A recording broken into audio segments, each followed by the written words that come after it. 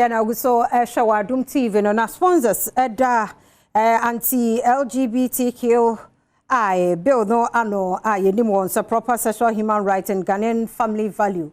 So mo GDA ne arishemu pass parliament. One more bill no one more pass na fe baby ayen jina bia wo e wasansem yimo no Ghana for enyine hu. Adom TV etwaso.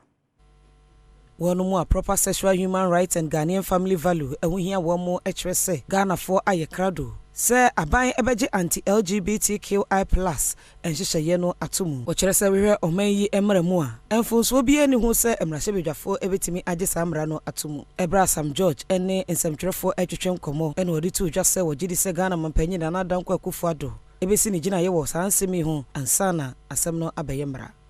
Hopefully before the end of this year, then the president now has to give presidential assent, sign it into law.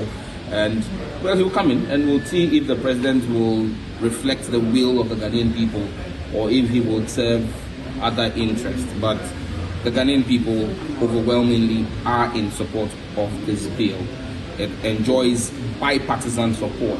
The support for this bill is very strong within the NDC, equally very strong within the MPP. And all the other political parties that I am aware of. And wechi omampanyini nana dankwa kufuado anuya wadema mampanyina bedi echo US Kamala Harris ewo LGBTQI plus nshisha yene hunso odisansemi etuja. That shows you that the president is not on top of his brief when it comes to the bill, because the bill has not substantially changed. The president should get a proper briefing from his Attorney General before speaking on such issues. The Attorney General has met with us in committee, has brought his memo.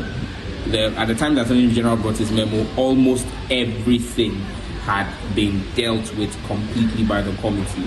When you have a memo that was 25 clauses, and now it's about 18 clauses, and what you've had is a merger of clauses by way of legislative drafting and proposals of amendments. It's not changed.